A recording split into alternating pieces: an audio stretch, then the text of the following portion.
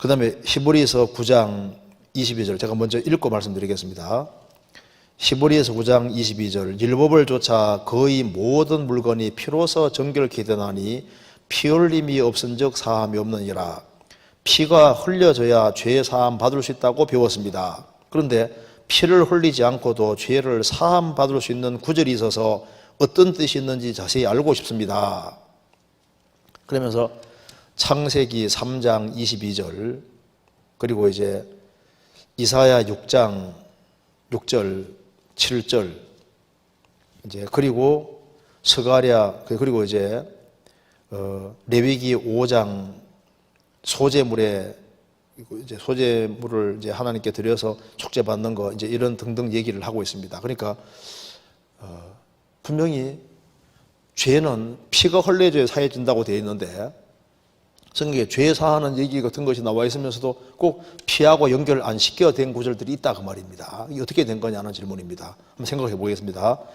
히브리서 9장 22절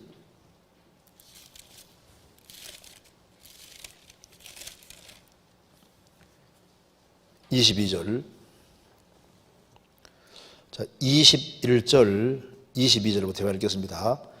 또한 이와 같이 피로써 장막과 섬기는 일에서는 모든 그릇에 뿌렸느니라.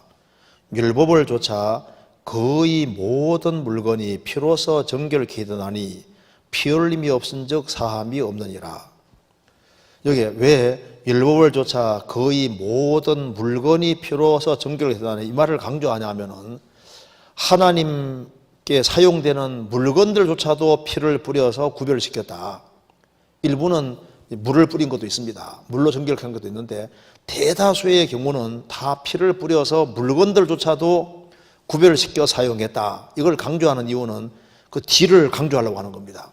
그러니까 사람이 죄를 지었을 때 피가 흘리지 않고서는 죄는 절대 안 사해지는 거다. 이걸 강조하려고 봐라. 너희들 심지어 물건에도 하나님께 사용되는 물건에도 피를 뿌려서 구별시켜서 하나님이 사용하지 않았느냐. 대다수 물건들도 그렇게 했고 일부만 물을 뿌리고 이렇게 했는데 물로서 깨끗하게 했는데 대다수의 것이 다 피로서도 정결케 된 걸 보지 않았느냐. 물건들도. 그러니 사람은 피가 안 흘려지면 죄가 안 사해지는 거다. 이렇게 아주 강하게 얘기를 하고 있습니다. 피가 흘려져야 죄가 사해지는 거다. 그런데 피를 흘리지 않고도 죄를 사함받을 수 있다는 구절이 성경 군데군데 있는 것처럼 보여서 어떤 뜻인지 알고 싶다 이렇게 질문을 한 겁니다. 먼저 창세기 3장 22절 이 질문 보겠습니다. 창세기 3장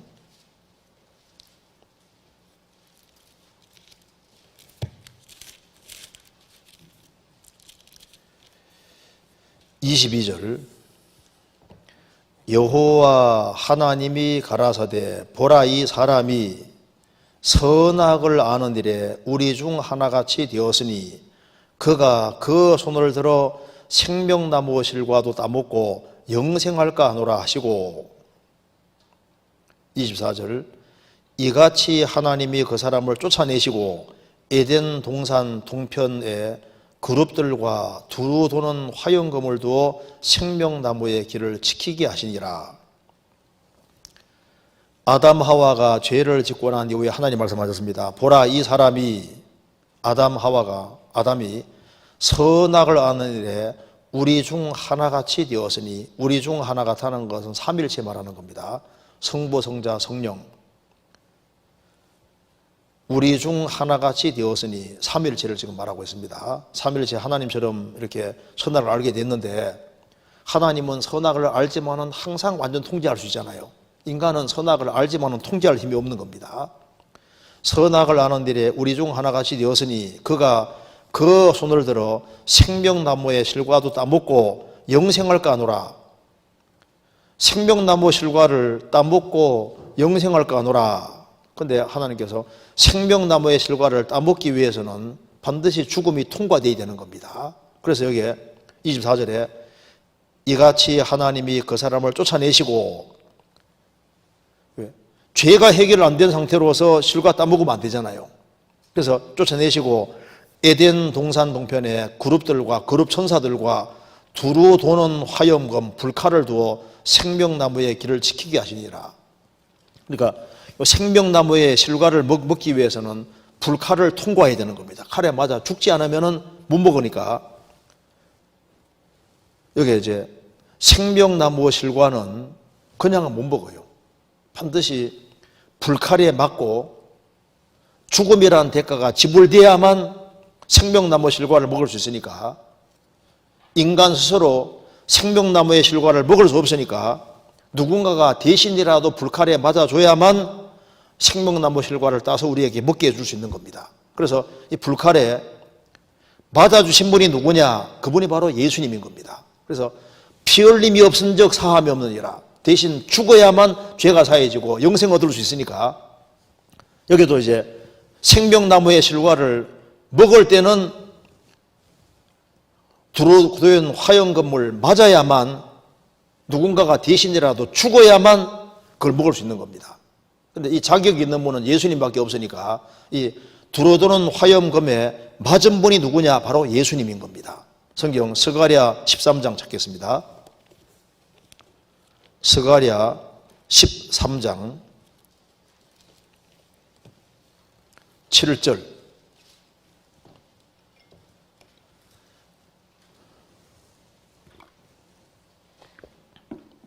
(1324페이지입니다) 만군의 여호와가 말하노라. 칼아 깨어서 내 목자 내 짝된 자를 치라. 목자를 치면 양이 흩어지려니와 작은 자들을 위해는 내가 내 손을 들이우리라. 만군의 여호와가 말하노라. 칼아, 바로 심판의 칼입니다. 칼아 깨어서 내 목자 내 짝된 자를 치라. 참 놀라운 말씀입니다. 성부와 짝이 될 수 있는 분은 예수님밖에 없는 거예요. 그래서 태초에 말씀이 계시니라. 이 말씀이 하나님과 함께 계셨으니 이 말씀은 곧 하나님이시니라. 그 삼일체의 하나님, 성자 하나님, 예수님 바로 내 짝된 자다가 말입니다. 성부와 짝된 자입니다. 그래서 내 목자 내 짝된 자를 치라. 그래서 빌립보서 2장에 말한 대로 예수님은 근본 하나님의 본체시나 하나님과 동등됨을 취약해서 여기지 아니하시고 오히려 자기를 비워 종의 형체를 가져 사람들과 같이 되었고 사람의 모양으로 나타나셨으니 자기를 낮추시고 죽기까지 복종하시고 십자가에 죽으심이라. 예수님은 근본 하나님의 본체시고 하나님과 동등된 분인데 동등됨을 취약해서 여기지 아니하시고 자기를 비워 종의 형체를 가져 사람들과 같이 되었다는 겁니다. 왜? 우리 대신 칼을 맞아주시려고. 그래서 내 짝된 자를 치라. 예수님은 성부와 짝된 자입니다. 그리고 동등하신 분인 거예요. 내 목자 내 짝된 자를 치라. 목자를 치면 양이 흩어지려니와. 예수님이 십자가 짊어지고 지기 위해서 잡혀갈 때 예수님 제자들이 다 도망가 버렸지 않습니까? 여기 성경에 신약이 인용되어 있습니다. 작은 자들을 위해는 내가 내 손을 들이리라.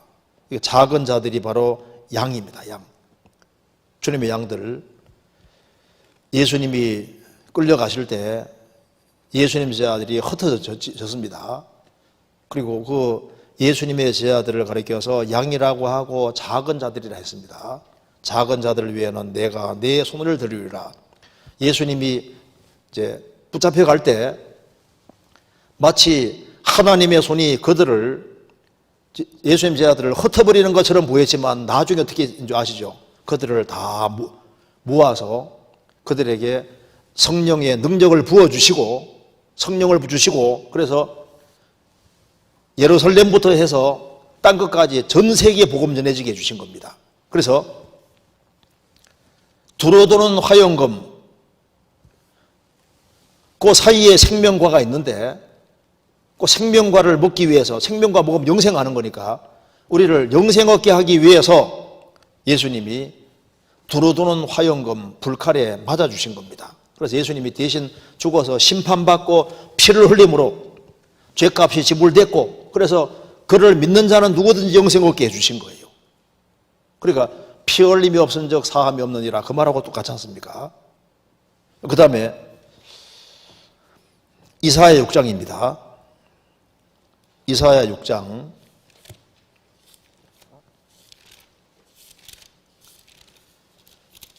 6장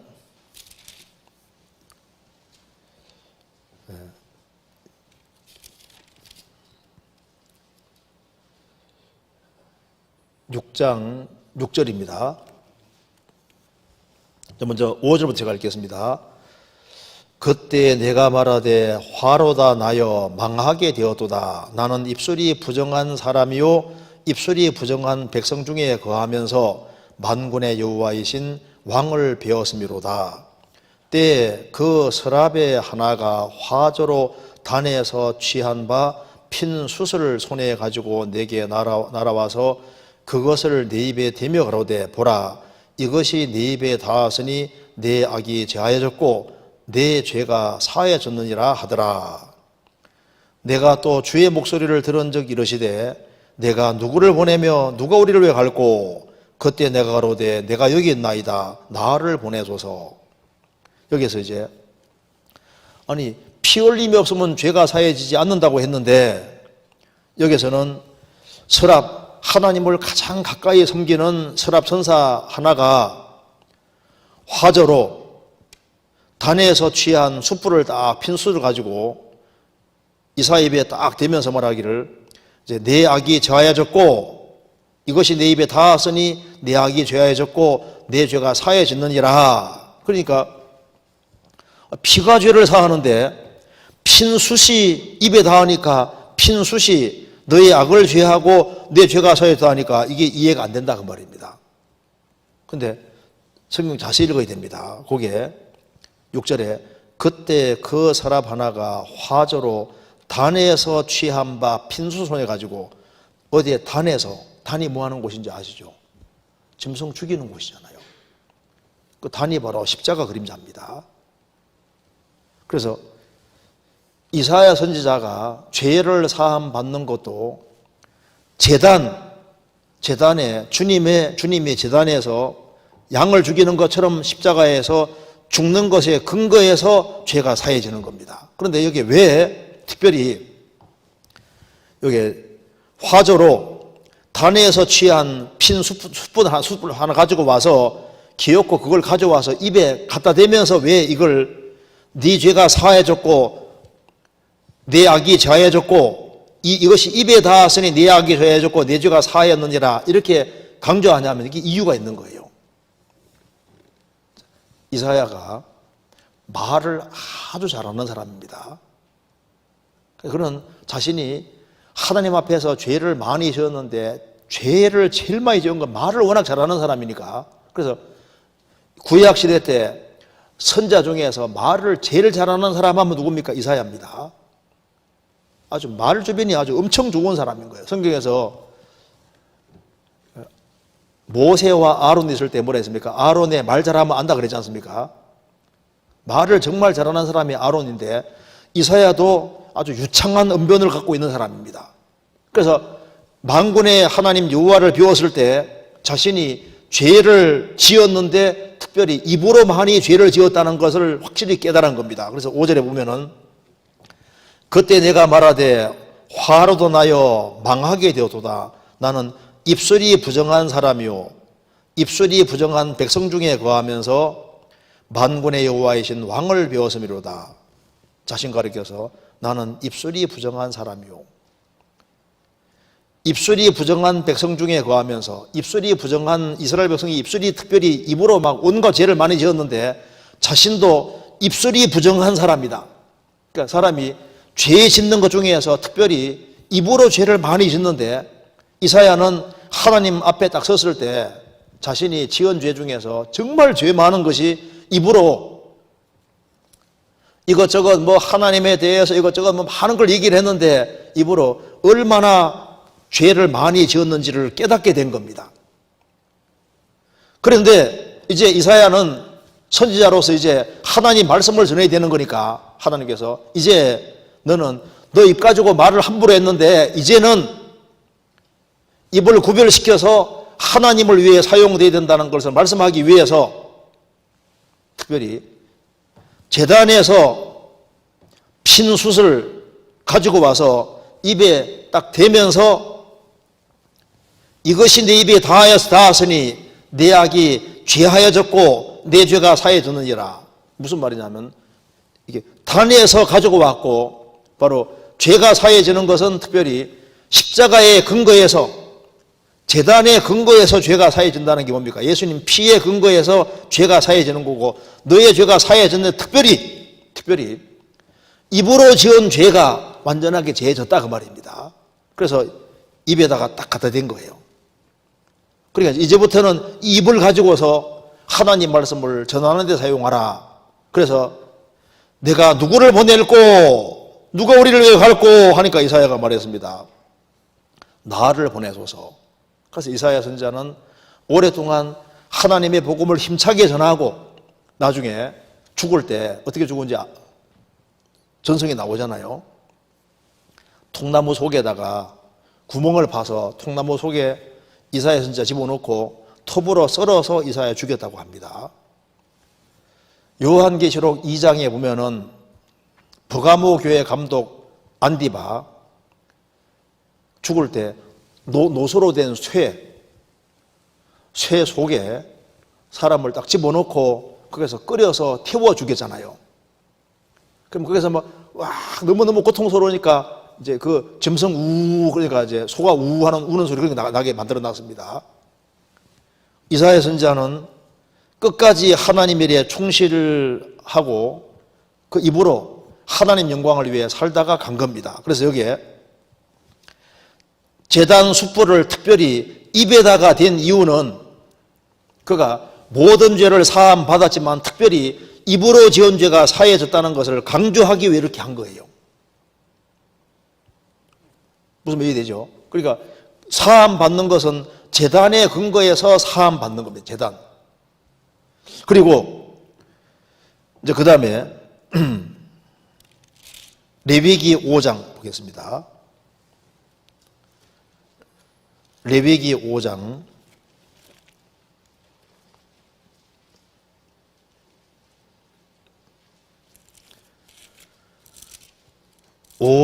11절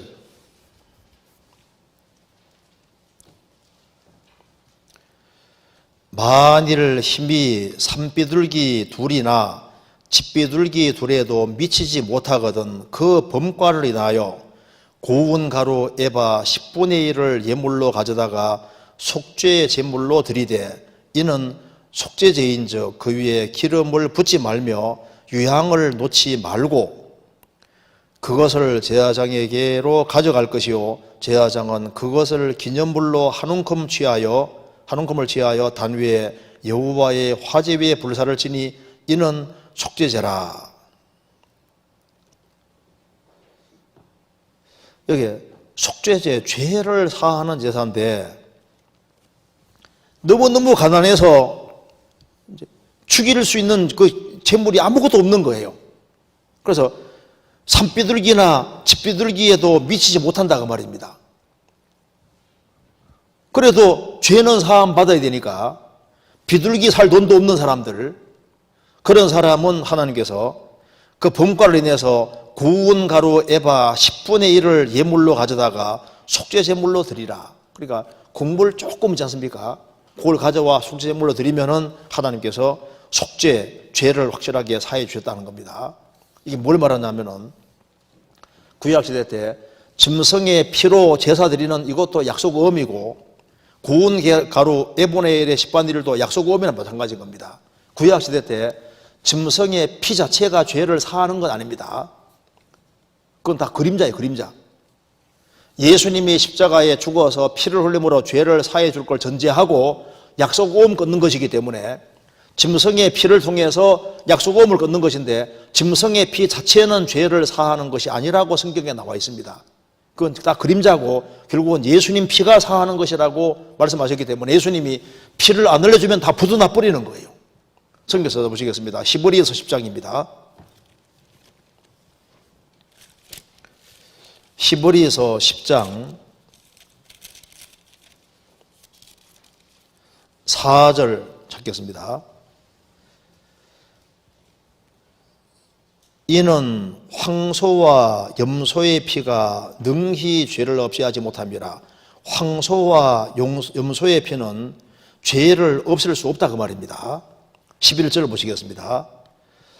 제사장마다 매일 서서 섬기며 자주 같은 제사를 드리되 이 제사는 언제든지 죄를 없게 하지 못하거니와. 그러니까 이 짐승의 피제사는 언제든지 절대로 죄를 없애지 못한다. 죄를 없애는 것이 불가능하다 그 말입니다. 그래서 구약시대 때 짐승의 피를 흘린 그 모든 사람들, 그 사람들도 예수님이 피를 안 흘리면 부도나기 때문에 예수님은 구약시대 때 피 흘린 짐승의 피를 흘린 사람들, 이런 사람들의 죄를 속하기 위해서 죽었던 겁니다. 히브리서 9장 15절. 이를 인하여 그는 예수님은 새 언약의 중보니 이는 첫 언약 때 범한 죄를 속하려고 죽어사 부르심을 입은 자로 하여금 영원한 기업의 약속을 얻게 하려 하심이니라. 예수님은 새 언약의 중보인데 새 언약뿐 아니라 구약시대 때 첫 언약 때 범한 죄를 속하려고도 죽으셨다. 그래서 구약시대 때 부르심을 입은 자들, 짐승의 피를 흘리면서 오실 메시아를 바랐던 사람들, 곡물을 에바나의 10분의 1을 드리면서 오실 메시아를 바라고 주님이 대신 죄를 처리해 줄 걸 믿었던 사람들, 그 사람들도 예수님이 죄값을 지불함으로 그들도 영원한 기업의 약속을 얻게 됐다 그 말입니다. 그래서 여기 이제 구약시대 때 다 약속을 걷는 겁니다. 하나님께서 돈이 너무너무 없어가지고 아무것도 드릴 수 없는 사람은 곡물 조금을 하나님께 드려도 그걸 속죄제사와 똑같이 봐주신 거예요. 그 사람도 천국 가야 되니까. 무슨 말이 되죠? 그러니까 짐승 피가 아니라 곡물을 드려서도 그것을 하나님께서 예수님이 대신 죽어줄 것을 믿는 것으로 받아주셨다 그 말입니다. 이거 이해되시죠? 그러니까 전부 다 피 흘림이 없은 적 죄사함이 없다는 말이 맞는 거예요. 이해되죠? 그 다음 넘어가 보겠습니다.